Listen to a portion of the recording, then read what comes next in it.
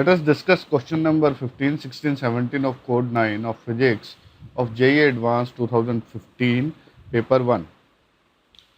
तो जो हमें क्वेश्चन दिया हुआ है इसमें हमें दो सेटअप दिए हुए हैं और इन दोनों सेटअप को एनालाइज करके हमें बताना है कि किस सेटअप में एसएचएम होगा और किस में नहीं होगा। लेट्स से कि ये जो हमारा पहला सेटअप है दिस इज सेटअप नंबर 1 और ये जो दूसरा सेटअप है दिस इज सेटअप नंबर 2। और ये जो प्लस क्यू चार्ज है इसके लेफ्ट साइड पे जो वायर आ रहा है उसको हम एल से रिप्रेजेंट करते हैं और जो राइट साइड पे वायर है उसको आर से रिप्रेजेंट करते हैं। इसी तरीके से दूसरे साइड में भी हम एल और आर लिख लेते हैं। देखिए, अब अगर हम सेटअप नंबर 1 की बात करते हैं, हमारा जो केस है वो मान लेते हैं।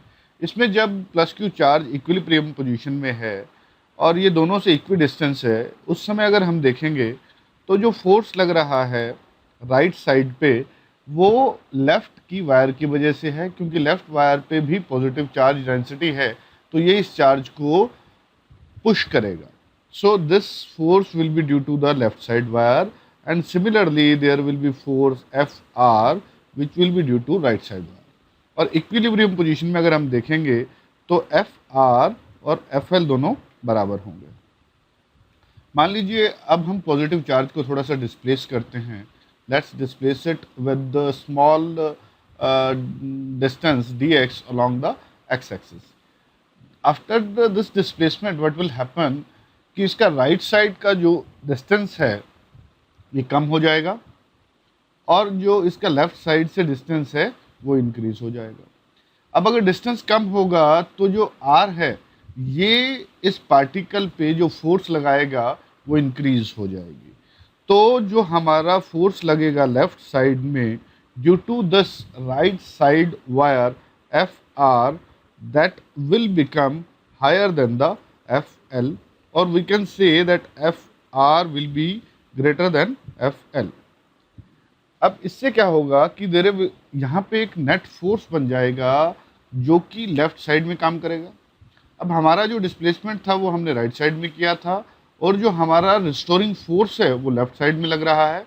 इसका मतलब ये प्लस क्यू चार्ज जो है ये अपनी ओरिजिनल पोजीशन पे वापस आना चाहेगा। तो ये एसएचएम की कंडीशन बन गई और हम बोल सकते हैं जो प्लस क्यू चार्ज है ये एसएचएम मोशन करेगा। चलिए अब हम दूसरा केस लेते हैं। दूसरे केस में भी बिल्कुल सेम बात है कि इक्विलिब्रियम पोजीशन जब होगा, इक्विलिब्रियम पोजीशन पे इस पे दोनों फोर्सेस जो लगेंगे वो इक्वल होंगी।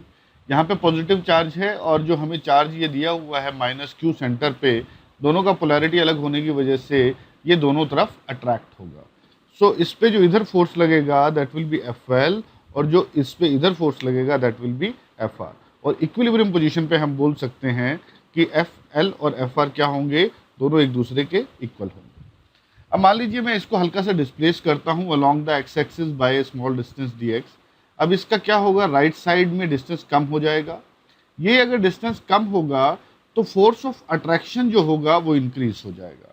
तो जब हम इसको डिस्प्लेस करेंगे आफ्टर डिस्प्लेसमेंट क्या होगा, जो एफ आर है वो इंक्रीज कर जाएगा एफ एल से। और हम बोल सकते हैं जो नेट फोर्स होगा that will towards the right side which is actually the displacement of which is the direction of the displacement. तो dx और जो रिस्टोरिंग फोर्स है दोनों एक ही डायरेक्शन में होंगे। तो ये जो रिस्टोरिंग फोर्स नहीं, हम इसको क्या बोल सकते हैं, नेट फोर्स बोल सकते हैं। जो नेट फोर्स होंगे दोनों एक ही डायरेक्शन में होंगे और ये दोनों फोर्सेस अगर एक ही डायरेक्शन में हैं तो ये माइनस क्यू चार्ज जो है it will keep on moving in direction of its displacement. तो हम क्या बोलेंगे, जो प्लस क्यू चार्ज है this will make S H M and जो माइनस क्यू चार्ज है on displacement it will continue to move, it will continue to move in the direction of displacement. यहाँ पे ऑप्शन नहीं दिए हुए हैं, लेकिन अगर आप क्वेश्चन पेपर में ऑप्शन देखेंगे तो जहाँ तक मुझे याद है आपका ऑप्शन सी जो है that will be your correct answer. चलिए अब नेक्स्ट क्वेश्चन देखते हैं। इस नेक्स्ट क्वेश्चन में हमें क्या दिया हुआ है, एक हमें रॉड दिया है ग्लास का और दो बेसिकली रॉड दिए हैं और दोनों जो हैं उन पे एक कॉन्वेक्स एंड है और ये एक दूसरे की तरफ कन्वेक्स एंड है, और ये जो पूरा सेटअप है ये हमने एयर में रखा हुआ है। अब ये जो हमारा रॉड 1 है S1, इसमें एक ऑब्जेक्ट है P जो कि इसकी कर्व्ड सरफेस से 50 सेंटीमीटर अंदर है, और अब हम इस सोर्स P को S2 में से देखते हैं। तो जब सोर्स P2 से कोई रे निकलेगा तो सबसे पहले वो इस सरफेस के ऊपर रिफ्रैक्ट होगा, और फिर दोबारा से वो इस सरफेस पे रिफ्रैक्ट होगा। तो आफ्टर 2 सक्सेसिव रिफ्रैक्शंस हमें वो रेज जो है P से आती हुई S2 में दिखाई देंगी। हमें कंडीशन जो दिया हुआ है, हमें कंडीशन दिया है कि जब ये रेज S2 में पहुंचती हैं, they become parallel to the axis. अब एक्सिस के अगर पैरेलल रेज बन गई हैं, इसका मतलब हम बोल सकते हैं कि जो इमेज बना है वो इन्फिनिटी पे बना है। तो हम फार्मूला यूज़ करते हैं रिफ्रैक्शन का एट द कर्व्ड सरफेस, और देखते हैं कि हमारी जो डी की वैल्यू है वो कितनी आनी चाहिए। जो फार्मूला है that is U2 divided by V minus μ1 divided by U is equal to μ2 minus μ1 divided by R। यहाँ जो μ2 है ये हमें लेना है वो मीडियम जिसमें रिफ्रैक्टेड रेज जाएंगी। सो इस केस में जब हम पहला कंसिडर कर रहे हैं, जब हम refraction due to S1 consider कर रहे हैं, उस समय जो रिफ्रैक्टेड रेज हैं वो एयर में एंटर हो रही हैं। तो रिफ्रैक्टिव इंडेक्स जो हुआ μ2 उसकी वैल्यू हो गई 1 डिवाइडेड बाई V माइनस, अब हमारा μ1 जो है that is the refractive index from where the incident rays are coming. So μ1 का जो वैल्यू है that is 3/2 divided by U जो हमें दिया हुआ है दैट इज -50, और इधर देखेंगे तो this will be 1 minus 3/2 divided by R, और R भी जो हमें दिया हुआ है दैट इज 10 सेंटीमीटर, और इस केस में ये -10 हो जाएगा अगर हम डायरेक्शन देखेंगे तो दिस विल बिकम एक्चुअली 1/20, और अगर हम इसको सॉल्व करते हैं तो इट विल बिकम 3/100।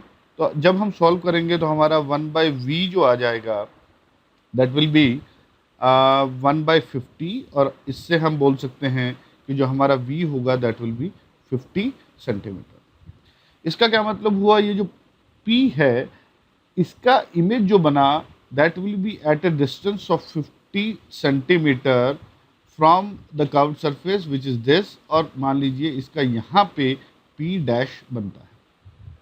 अब ये जो P डैश बना है it will work as a object for the second refractive surface, और यहाँ से ये रेज क्या हो जाती हैं, सब जब इस पे गिरती हैं तो ये सब रेज पैरेलल हो जाती है। ठीक है, तो अब हम दोबारा से अपना सेम फार्मूला यूज़ करते हैं, और अगर हमें ये टोटल डिस्टेंस डी दिया हुआ है तो हम बोल सकते हैं ये जो रिमेनिंग डिस्टेंस है this is equal to D minus 50। Okay, so again we will be using the formula μ2 divided by V minus μ1 divided by U is equal to μ2 minus μ1 divided by R। इस case में अगर हम μ2 देखेंगे तो μ2 कौन सा medium है जिसमें रिफ्रैक्टेड रेज जा रही हैं, और यहाँ का जो हमें रिफ्रैक्टिव इंडेक्स दिया हुआ है that is 3/2। So 3/2 divided by infinity, okay, minus now μ1 is the refractive index of air that is 1 divided by, now the distance is D minus 50 and we will take minus because it is in the direction opposite to the incident rays. So this will be equal to 3/2 minus 1 divided by, in this case we will take the radius of curvature 10 and it will be positive. So this is division by infinity, so I can say this will be 0, and this minus get cancelled out.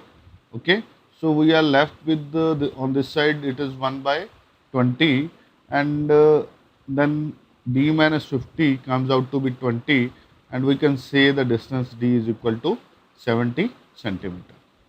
Okay, so our answer to the problem will be 70 centimeter, that will be value of D. Now moving to the next question, हमें एक conductor दिया हुआ है जिसमें से current pass हो रहा है और हमने इसे y-x प्लेन में रखा है, और हमसे पूछा गया है कि ये जो अरेंजमेंट हमें दिया है कंडक्टर का, इस केस में अगर B लगता है अलॉन्ग मे बी x और y और z, तो इसमें जो फोर्स लगेगा वो किस डायरेक्शन में लगेगा।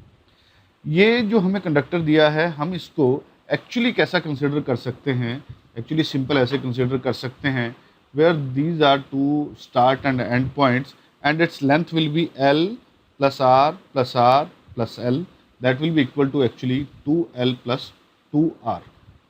बिकॉज हमें करंट का डिस्प्लेसमेंट लेना है, हमें इसका एक्चुअल कॉन्फ़िगरेशन जो है कंसिडर करने की ज़रूरत नहीं है। अगर आप याद करें, फॉर एग्जांपल अगर हमें कभी भी क्लोज लूप के लिए फोर्स निकालना होता है, तो जो क्लोज लूप है उसमें डिस्प्लेसमेंट जो है एंड पॉइंट और स्टार्ट पॉइंट क्या होता है, सेम होता है, तो इसलिए हम बोलते हैं उस पर फोर्स जो लग रहा है वो कितना लग रहा है, 0 लग रहा है। इसी तरीके से इस केस में भी हम इसका ये स्टार्ट पॉइंट ले सकते हैं और ये एंड पॉइंट ले सकते हैं, और इसको स्ट्रेट लाइन से मिलाएंगे, it will give us the displacement of the current. Okay, तो जो हमें पता है फोर्स जो है that will be equal to I L cross B. Okay, और जो एल का डायरेक्शन है that is along X axis. ठीक है, तो अगर हम अब ऑप्शंस देखते हैं, तो फर्स्ट ऑप्शन में जो हमारा फोर्स लग रहा है that is along Z axis, इसका मतलब ये इसके साथ 90 डिग्री एंगल बनाएगा, तो जो क्रॉस प्रोडक्ट होगा that will be positive, and we can say in case A the force will be equal to I into the length which is our 2L plus 2R into B, and we can say that our force is directly proportional to L plus R. So this is correct option. Okay, so now in case B,